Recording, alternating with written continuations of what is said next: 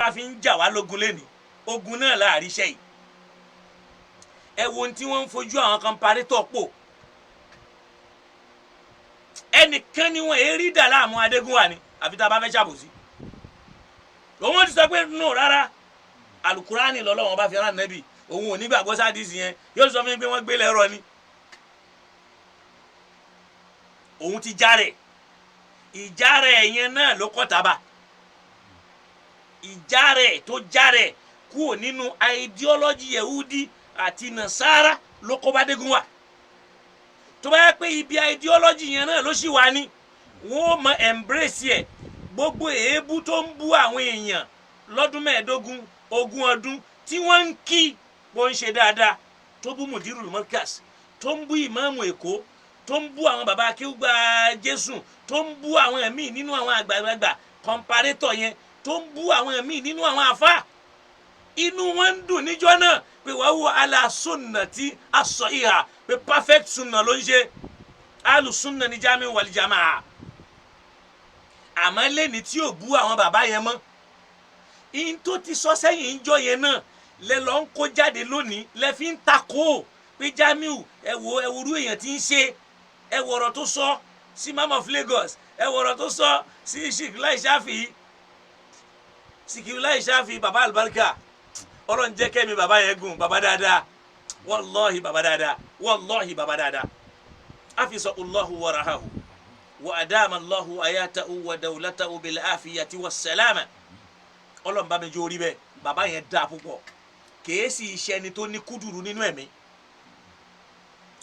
bí yẹn bá sì rántí ọjọ́ tí màá kọ́kọ́ pè sórí dáwà Adégúnwà gbára láyé ẹni tó bá rántí ẹni bá rántí ní 2018 níjọ́ náà Adégúnwà ń sọ̀rọ̀ lọ́wọ́ níjọ́ náà ó ń bú Sikirulai Shafi'i ó ń bú bàbá wa olówó òrí bí tí ń ṣe mọ́mú kòòdú ó sì ń bú bàbá wa Sàmàdání ó kẹ́ nìkan kí ló sì ń dùn jọ́ náà ni wípé àwọn ẹlẹ́lùkù ń sí àwọn mùsùlùmí wọlé kẹ́lẹ́ mọ bí tààrà ẹ̀sìn ṣe ń bẹ lára Jamiu Adégúnwà wípé kí lẹ̀ ń wò níjọ́ náà Abdulateef Abdulhakimi òun ni commissioner for home of affairs kò sì rí nǹkan ṣe sí tó fi lọ àwọn eléégún dẹ̀ ń ṣe wa mọ́lé wọ Abdulateef kana ra'isan olórí ló sì jẹ́ fún wa lágbègbè yẹn Honorable Yẹpẹ kò rí kíní kan ṣe tó fi lọ ẹrẹ náà kọ́ ni wọ́n gbé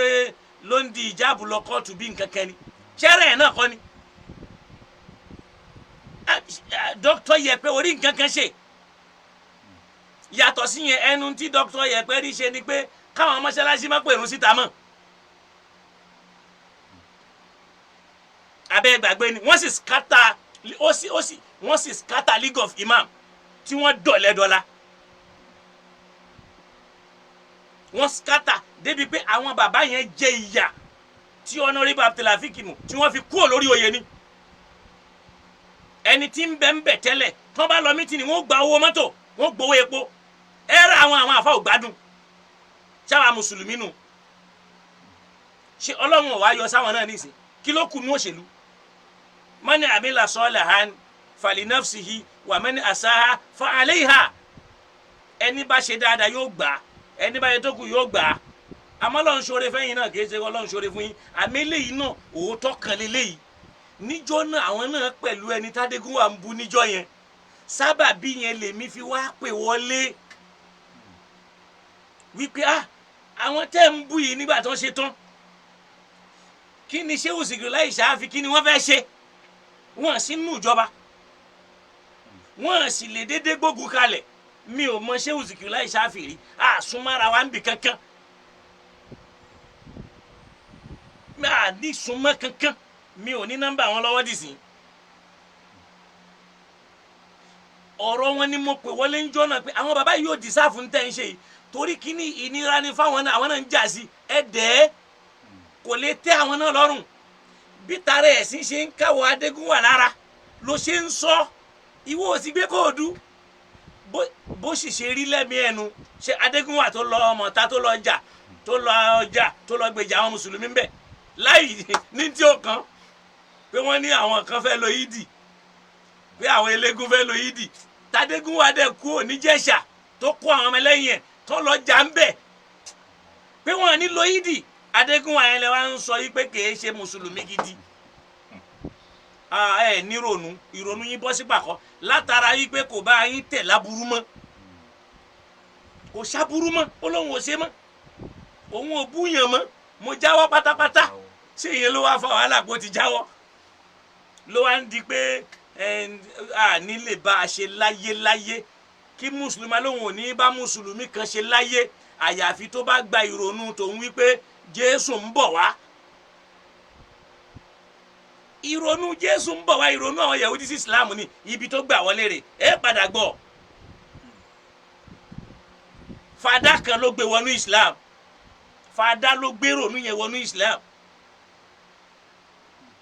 fada kan ló gbé wọnú Islam ibẹ̀ gan là ń lọ yìí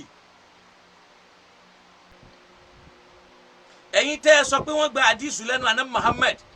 sallallahu alayhi wa sallam khutuba tá nàbí ṣe lọ́dún mẹ́jọ fi majma is-sahaba níwájú gbogbo sahaba tí ò kẹ́nìkan khutuba ọdún mẹ́jọ kámẹ́rì ẹyọ kan lákọọ́lẹ̀ kó a jásí pé bá nàbí ṣe ń ṣe ṣáà nínú yàrá bó ṣe ń bẹ́ nìkan ṣe la ilaha ìyẹn lẹ́wárí lẹ́yìn tí wọ́n tọ́lọ̀ ní la tadkhulu buyuta nàbí gbọ́dọ̀ wọlé ànábì àfi tó bá yọ̀ǹda fún yín sì gbọ́dọ̀ báwọn ìyàwó ẹ̀ sọ̀rọ̀ illa min wara'i hijabin àfi lẹ́yìn kọ́tìn wọ́n ti kó manipulation sínú Islam tó pọ̀ manipulation látòrí ọwọ́ àwọn Yahudi àtàwọn Nasara tálùkùránì lan tarudọ ankẹlì Yahudu wàlá Nasara wọn ní tẹ́lọ́rùn pẹ̀lú yín àtàtà tábẹ́ millatahum àfi tí wọ́n ànábì bá ń tẹ̀lé lànà wọn àmọ́ jẹ́ kó yé wọn pé inna hudallahi wal huda ìmọ̀nà Ọlọ́run gan ni mọ̀nà o walakin ittaba'ta ahwa'ahum tó bá tẹ̀lé fẹ́ẹ́nu wọn ba'da alladhi ja'aka min al-ilmi lẹ́yìn al-Qur'an tá a fún wọn Muhammad ma laka min Allahi min waliyyin wala nasir o lè olùrànlọ́wọ́ kan o tí ó gbà ẹ́ lẹ̀ lọ́dọ̀ Ọlọ́run o sì lè rẹ́ nìkan tí ó yọ ọ́ ń bì yá ànábì ni wọ́n ń bá wí ẹ o ànábì lọ́lọ́run ló ń bá wí ń o táwa tó wá ń ṣe gánta lónìí ìbáwí tọ́lọ́run fún ànábì nísìn àwọn ò gbọ́ mọ́ ẹ wá dákun ta ló tiẹ̀ kù láyé tó lè pe rẹ̀ ló ń sún náà pẹ̀lú àyà yìí tọ́lọ́run bá ní làyín ní tàbá àtà àwa àwọn tí wà ànábì bá tẹ̀lé fẹ́ẹ́nu wọn táwa sì ti tẹ̀lé fẹ́ẹ́nu wọn wọ́n gbèrò nu Jésù ń padà bọ̀ wá sínú ẹ̀sìn àgbà lọ́wọ́ wọ́n gbèrò nu wípé ẹni bá ṣe ṣìnà kán lẹ́ lóko pa Kùránì ń sọ̀rọ̀ kán lù búlálà àgbà lọ́wọ́ wọn inna lillahi wa inna ilayhi raji'un wọ́n wá ń change ìdájọ́ al-Qur'an tọ́lọ̀ ní yuharrifuna al-kalima amma wadi'i wọ́n mọ yí ọ̀rọ̀ Ọlọ́run kó láàyè wọ́n gbèrò nu tó bá mọ iye ìdájọ́ táwọn pípì yìí introduce sínú Islam tí èyí ṣe ìdájọ́ Islam ìdájọ́ blasphemy kan pa ẹni tí ó bu ànábì wọ́n gbé wọnú Islam tọ́lọ́n dẹ̀ ní man lam yahkum bima anzalallah ẹnikẹ́ni tí ò bá ti lè dájọ́ pẹ̀lú ntọ́lọ́hun sọ̀kalẹ̀ ó ní fa ulaika umul kafirun alukurani ní kèfèrí ni wọ́n Ọlọ́run ló sọ bẹ́ẹ̀ níbìkan ó ní man lam yahkum bima anzalallah fa ulaika umuz zalimun ẹnikẹ́ni tí ò bá ti lè dájọ́ pẹ̀lú ntọ́lọ́hun sọ̀kalẹ̀ ó ní irú wọn bẹ́ẹ̀ alábòsí ni wọ́n ó ní níbìkan ó ní wa man lam yahkum bima anzalallah bẹ́ẹ̀ ò bá ti lè fa alukurani dájọ́ fa ulaika umul fasikun ọ̀bàyéjẹ́ ni wọ́n ìròyìn mẹ́ta wà lára àwa mùsùlùmí Ọlọ́run pè wá ní fasikun ó pè wá ní kafirun ó pè wá ní zalimun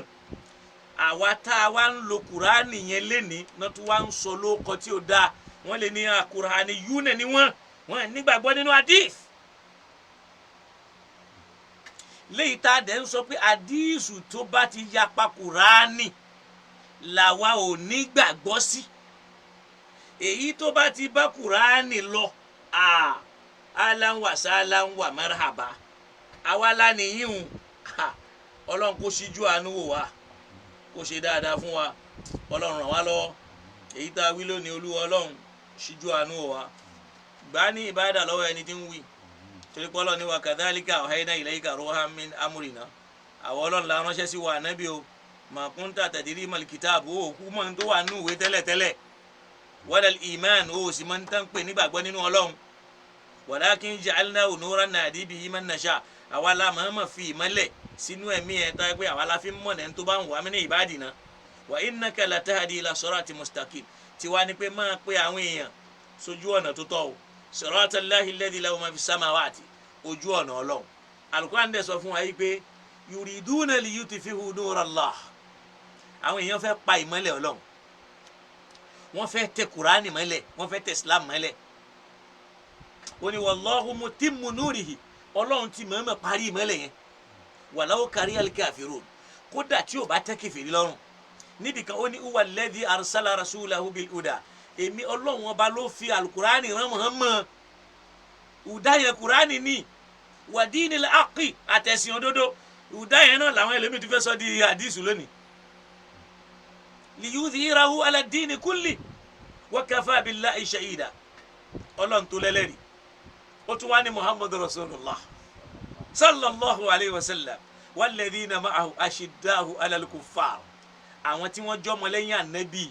kèfèrí làwọn máa ń lé mọ́ wọn èyí lé mọ́ mùsùlùmí wọn èyí rán mùsùlùmí lẹ́wọ̀n wọn èyí fìyà jẹ mùsùlùmí torí wọn tiẹ̀ ní fẹ́ kíyà jẹ ruhamahu baynahum àwọn ó máa lo àánú láàrin ara wọn ni tarahum ruk'an sujada ó sì máa rí wọn n tó fi mọ̀ wọn ni pé wọ́n máa kírun wọ́n máa rùkú kìí ṣe pé ṣòkòtò wọn fò sókè lẹ́fì mọ̀ wọn torí mò ń gbọ́ táfà kan àfà dáadáa kan èmi ò ń ṣe ń súfì ó sọ̀rọ̀ nípa sọ̀látùl fàtíhì pé kò láburú mẹ́ làfà àdàn náà bá jáde àfà àbàdàn ó láfà náà irùngbọ̀n rẹ̀ pọ̀ báyìí tọ́ba náà ń fi irùngbọ̀n gbowó yóò gbowó jòun lọ ó là máa rí ṣòkòtò ẹ̀ ẹ wo ohun tí wọ́n fi ń jọ́jì Islam pé àwọn rí irùngbọ̀n ẹ̀ lóòótọ́ pé ó jọ ń sún náà àmọ́ àárí ṣòkòtò rẹ̀ bó yóò kanlẹ̀ àfà àbàdàn egboro burúkú lẹ́nu mùsùlùmí ó láàrin irùngbọ̀n ẹ̀ àmọ́ àwọn ò rí ṣòkòtò ẹ̀ ṣé ṣòkòtò làpẹrẹ Islam ṣòkòtò ara India ò balẹ̀ kèfèrí àti mùsùlùmí wọn Pakistan àti mùsùlùmí àti kèfèrí ṣòkòtò wọn ò balẹ̀ kódà àwọn ọmọ yahoo of this era